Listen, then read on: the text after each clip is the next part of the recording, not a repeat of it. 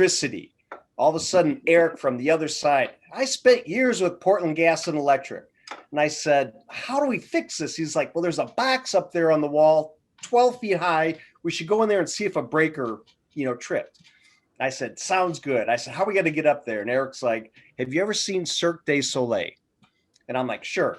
So Eric's like, I'm going to start over here. I'm going to cartwheel, back handspring into my hands. I'm going to lift him up, and then he's going to fix it. Well, you can imagine how that turned out. Probably wasn't the best thing. And maybe that was a little bit of an embellishment. As you can see by the size of Eric, I think I would have been on the losing side of that. But anyways, let's get serious and let's bring Eric. Did I lose you guys? Are you guys all right? Point of clarification.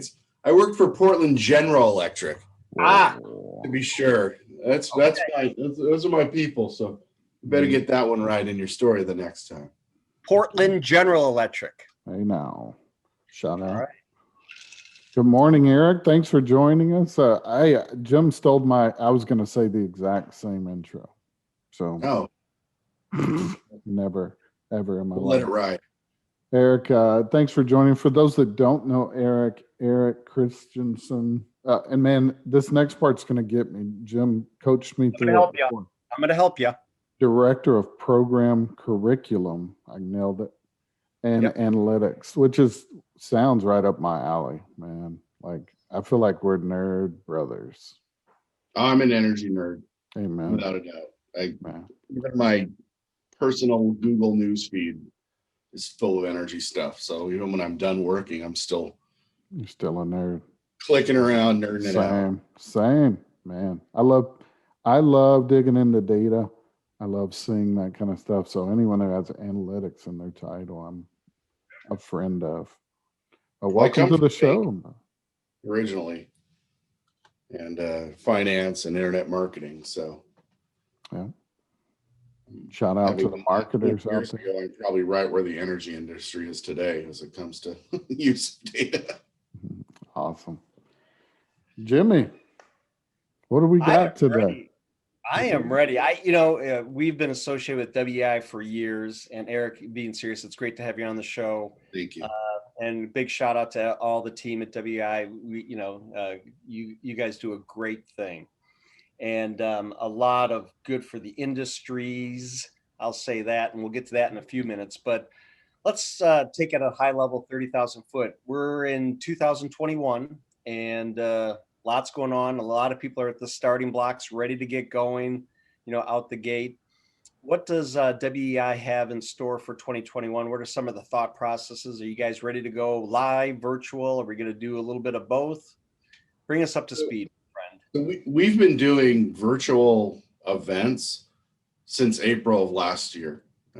We did it first before anybody else. I mean, we made the decision to shut down first before anybody else. I think it was the first week of March, we made our announcement to all of our members that everything we were doing is going to be indefinitely postponed.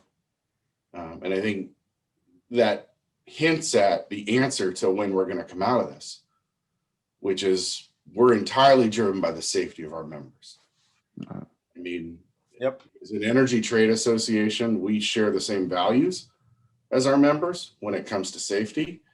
And our decision to shut down literally like the first week of March, we had our customer and corporate symposium. It's the largest, second largest event of the year, the largest sort of corporate services and customer event we do, scheduled for March 9th, 2020. We pulled the plug on that on February 27th, I think, 26th, essentially 8 days before, and told everyone we're not going to have this. We're not going to put your safety at risk. So how do we come back? Well, we won't until we know people are safe. And we know that that's the only way our utility members would do it. They're not going to put their people at risk to go to one of our events when they're not going to put their people at risk, climbing a pole or digging a trench. So what we've done in the past year is essentially provided the same sort of hub that we do where we bring people together in a virtual space. I think we've done it better than most. Is it perfect? No. I mean, our president just sent a picture yesterday of when we were visiting the the shuttle Endeavor in Los Angeles for one of our emerging leaders program. Can you do that in your home? No. You can't watch a video about how the space shuttle went through downtown LA and how the electric company had to take down poles because this thing is huge. Yeah. For people that did it online, it's just not the same experience as when you're standing in front of the space shuttle. But we're looking at some opening maybe by the end of the summer. We'll probably start with smaller groups, but it'll be entirely predicated on the safety of our members. And we're not going to get in front of that. In the pre-show, we talked about it a little bit, but I think one of the coolest byproducts that a lot of people didn't really consider, when we headed down this path a year ago, is how many people that traditionally were not able to travel out to shows. And here's the thing that's, I think, maybe a misconception in our industry a little bit, is that these shows are just about vendors and exhibit halls and stuff like that. The mass majority of what you do, and I can speak on this, I know Jim can, and Eric, you see it from a different side. A big part of this is education. I mean, Absolutely. A big part of it is training that some people simply don't get throughout the year. And there's sessions about the new regs coming and, initiatives and things like that. And so the education side is a gigantic part. And so what this has allowed us to see is there's a huge audience out there for so many people that simply don't have the budget to come out. Absolutely. They just aren't able to do it. And what have y'all seen on the WEI side? I know you have an event coming up, pretty soon. How's that looking for you guys?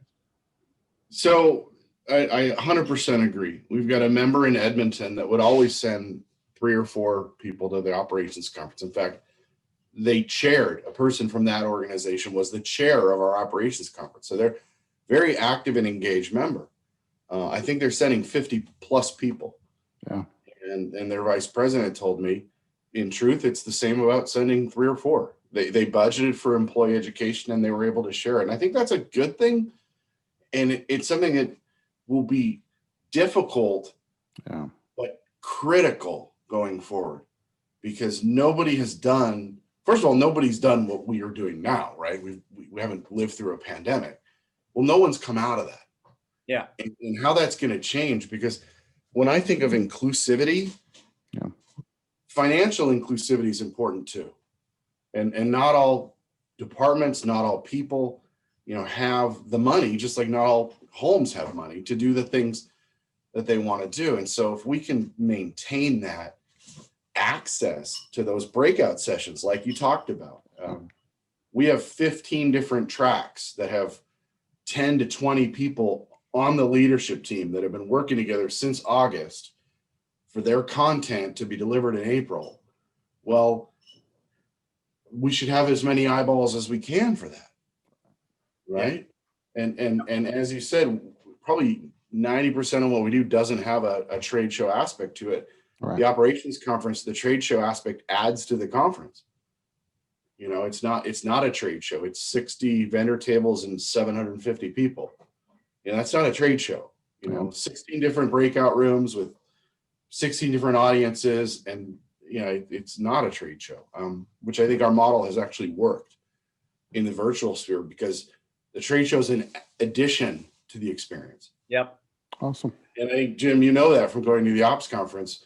It's one of those few conferences where the vendors actually register and go to the sessions.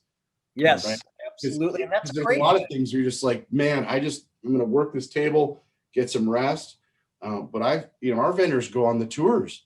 Yeah. That's how we live. I miss that. Yeah. It's like, go visit the yards or go visit a biogas plant or these other things. And I think people look forward to our conference, and I think everyone's looking forward to 2022. I think, Jim, were you the person that said, when you say Los Angeles, you mean Los Angeles? Was that your quote? Someone said, when you say you go to LA, you actually go to LA. Like, you're not at a airport hotel. Yeah. We're a block from SoCal Gas. We're 3 blocks from LA Live. Like, I think we all want to get back to that, but we're not going to do it till it's safe. But Do you want me to show you where we're at with the ops conference? I mean, Yeah, this that'd is, be awesome. Yeah. we talk about inclusivity. On the fly. Look at Whoa, that. whoa. Boom. Are we this is Whoa. like Inception. Hold on. Yeah, I'm so looking. No, that's this year's there sort it of is. registration path in black versus previous years. You can see what happened in 2020. wow. We lost what 200 Sure. plus people in 2 weeks, 3 Yep. weeks. Spiked back up again as some folks said, you know what, we want to be involved. It's a small amount of money to send somebody or to virtually send somebody. So we bounced back a little bit, but I think our proof of concept was last year, and this year we're looking at nearly 1,000 people, and That's exciting. That's awesome. that's incredible. We budgeted like 500, like as we did our own estimate. But I'm Love it. really excited. I don't know how we did it, quite frankly. There's Well, some magic sauce. I think we're evolving, as Yeah. an industry, as a country, as everything, we're evolving into this wherever we're going. So that's It exciting. didn't hurt that Love it. 50 people came from one company. Hey, we'll take it. There's no pictures on the scorecard, right? Eric, let's switch gears a little bit. Energy, let's talk energy and natural gas and Okay. the relationship both of them have together. I know you serve both parties as Right. as an association. Tell us a little bit about that codependency, what the view of the association is as a whole. So, from the view of the association, it's the Western Energy Institute. Yeah. And it was probably about 4 or 5 years ago that gas companies started to be worried about what electric companies were doing, and electric companies started being worried about what gas companies were doing. This was during my career at WI, not my career at PGE. We really didn't think about Northwest Natural, except that, Right. well, they want to do their gas heating. We kind of want to do heat pumps. And there was sort of this really micro competition because who cares, right? It's not a big load. It's customer growth, but it's not a big load. And we started seeing the gas companies first, but then the electric companies second kind of get together and wonder about, how's this going to look as demand for different types of energy changes.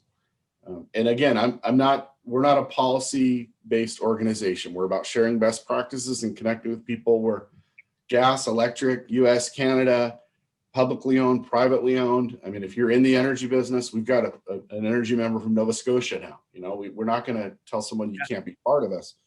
So I'm not taking one side or the other on the, what works. But from a technical standpoint, I think what's missed in policymakers and regulators, and quite frankly, from gas companies and electric companies, is the absolute codependence of the two. We would not have a renewable surge if gas prices were $15 and not $2 or $3. To me, no one talks about this, but the whole renewable infrastructure with the flexibility that's needed to back it up wouldn't exist if we had 2005 prices. All the policy goals of the renewable, of the green energy would not have happened without natural gas and its flexibility. And nobody talks about this, but it is absolutely true because customers wouldn't have been willing to pay what it would have cost without cheap natural gas to begin to blend renewable energy into our electric system. And nobody says that. The other thing that I think is ignored, and the only person that I've ever seen talk about this, the one person I've ever seen talk about this was Dennis Vermillion from Avista. And when he came down, he was the chair for the Western Energy Institute as an organization, not just a conference, but all of our member organizations. He was a chair for a year. And he brought out a picture of greenhouse gas contributions by everything, right? Sure. Transportation, agriculture, all these. And this little sliver like this is residential use of natural gas. And I just feel like that's okay. Like there are other sources of greenhouse gas. And I'm a greenie. I'm from Portland, Oregon. We got Sure. a garden. My wife won't let me use Roundup. We have a hybrid Highlander. I mean, my mom has a Prius. Yeah. I yell at the kids for, oh my God, it's 78 degrees in here. No. For that reason, right now, Yeah. He just fixed you it. We turn up could the see it heat. in the Yeah, reflection. I'm absolutely greeny, but I'm not gonna ignore my pragmatism. Yeah. You're also a And realist. say that we need the flexible use that gas causes. I mean, we've got folks that want us to burn gas to create electricity, to send electricity to heat baseboard heating. Mm-hmm. Have you ever heard a worse idea than that? Yeah. Like, Yeah.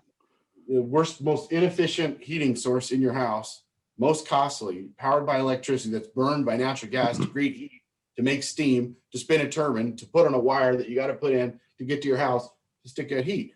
If we have an existing gas distribution system, there's less carbon if I just burn it right here. Yeah. And heat my house. But And I get frustrated with this because I say plant more trees, more, green roofs, stop deforestation. Let's figure out other issues. But this micro target or this super target on like the natural gas distribution system, to me, it just seems like it's like changing the names of high schools while kids aren't going. All right. You got kids sitting at home and they're worried about what the name of the high school is. Well, no one's there. I appreciate the effort and the reasons why, but the reason for the school is for the kids.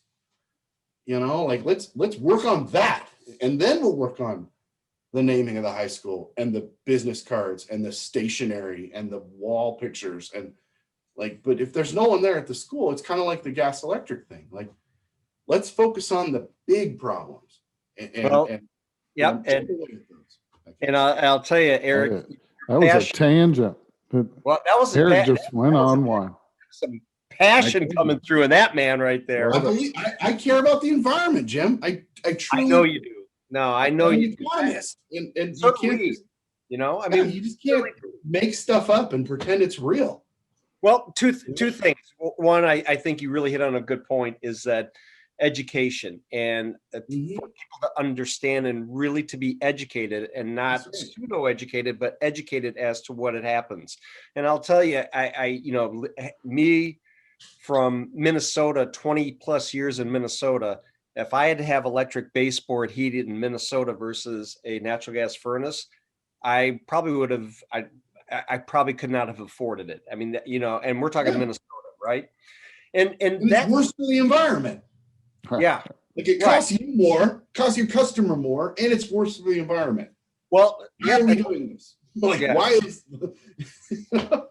And that brings up another point though, too, is that, I get this a lot of times. I'm a natural gas guy. I've lived it for 20 some years. And so I talk about Henry Hub and Houston panel pricing and trading and all that. And then people bring up electric market, and I'm not an electric guy, and they say, my rates here are, we run the air conditioner all the time and our bill was blank. And well, we run it like 2 hours a day because our bill is $500 a month. What, can you give us a quick synopsis or a understanding of electric rates and some of the things that you've seen or you teach to the members to help understand that? Because I think it's a big topic these days. So I can give you my perspective on how electric rates are changing. The way they are today is pretty much how they've been for most places, with the exception of maybe Alberta and Hawaii and a little bit of BC. Electric rates have always been based on how much stuff you own as an organization. I'll just draw. What the hell? I always do this. But so if this is your company's assets, right? Yep. All right. So this is just all the steel in the ground you have. This works for gas too. If you build more things, right, you make more money. All right. You put assets in the ground, you get a return on those assets. The commission's not probably going to let your return rate go up. That's been ever declining. So you just make your assets go up, and that's been the model. Okay.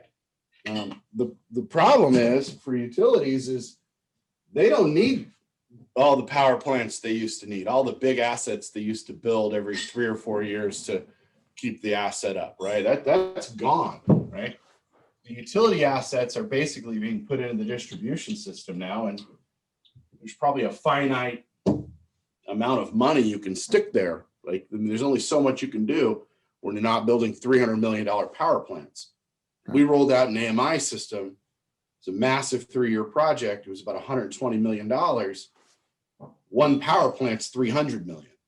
So your full distribution-wide new meter replacement, new technology, plus your warehouse and all these other things is a third of the asset of the power plant. So what's happening is, as people sell power back into the grid through whatever, you see like the utility rate base or assets go down. So they make less money. And what's happening is everyone is beginning to drink, is going to be drinking PBR. So you may know it as Pabst Blue Ribbon. But what's going to happen over time is, instead of being just asset driven, it's going to be performance-based rate making. And that's going to be one thing where, look, we're going to tell the utility you can collect $2 billion from customers and you charge them this rate. And next year, we're going to inflate that by 2%. The next year, it's going to be 2%. The next year, it's going to be 2%. And we're going to have 5 years of sort of simple rate making. And that's going to, it's been in Alberta for over 10 years. Hawaii just rolled it out. Everyone's looking at it. And the concept is, look, let's decouple, to use an industry term. Let's decouple our asset base, our rate base, from the money we make. Let's not force us to build more assets when sometimes the right choice is an O&M contract or lease or working with a contractor or these other sort of things that other businesses do. But utilities, they want assets.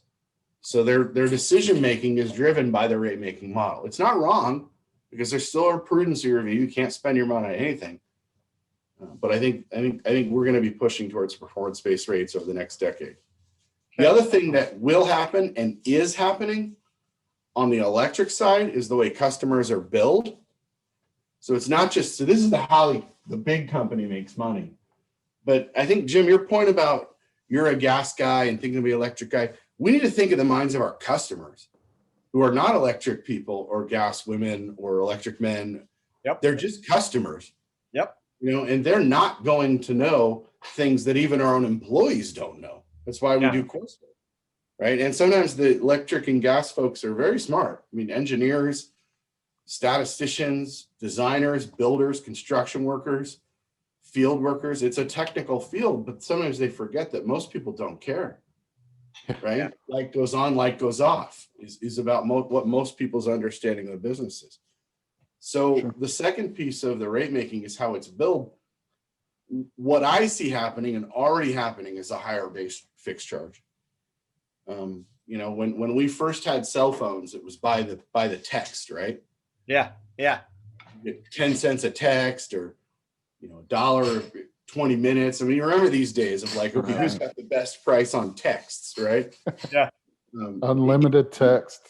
It seems like a pipe dream, but you have basic or fixed charge or base charge or standard fee. I mean, every place calls it something different, but we've seen as high as $32 in some places for basic. Just you want to connect to the wire.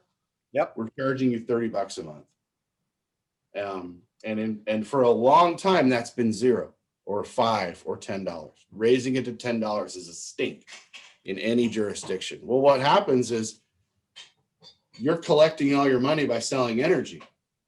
But what about the house that has a battery in the basement and solar on the roof and maybe a small little wind turbine? Because those are coming.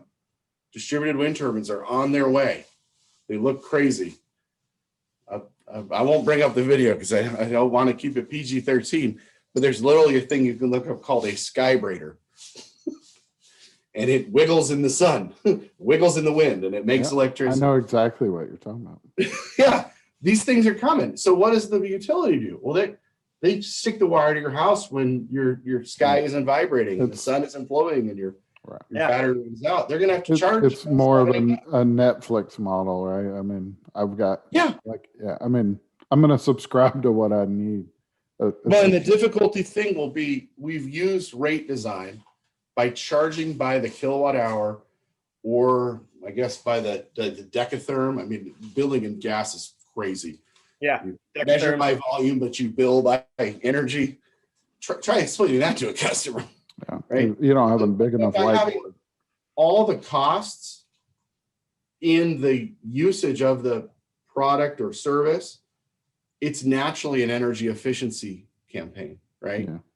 If you take the cost of texting out, well, how much texting do you do? Right? If you take the cost of watching a movie on Netflix out and you just pay a base fee, how much Netflix do you watch? Right. If you had to pay for each one, even if it were 20 cents, which is a nominal fee, you might say, I don't know if I want to watch that show. I don't want to spend 20 cents on that. But that's what you're spending on average. And so that'll be the struggle, is we're going to need to move to fixed charge. And maybe we put a penalty in that says, hey, you use over this amount, your fixed charge doubles. You know, you got to have some sort of creative way to say, you still need to conserve energy, even though we're not paying you for it. And it may exist on the demand charge level. That's why, Jim, this is why we have a director of analytics. You know. Program curriculum. Don't get it twisted. Yeah, We teach this I just stuff. didn't want to say curriculum again. Here's some names for you. You guys remember Dave Williams from Northwest Natural? Yeah. Vice President? How about Vaughn Shosted from Dominion Energy? Yeah. Or Questar previously, and Joyce Wagner from Fortis BC? Yeah. These are our instructors for Yeah. our courses, for our gas club. So I get to learn from them on the gas. So awesome. So awesome. All three of them, I mean, two are vice presidents. One was a senior director of communications. And they're just doing it because they love it. So I don't get all the credit for what I've learned about the It gas. sounds like some guests we need to have, Jimmy. Yeah, absolutely. Eric, James is go ahead. Yeah, I was going to say, Eric, I think we're going to wrap this thing up, but we have one question we ask almost everybody. But what you've passed the test, so we'll ask you to.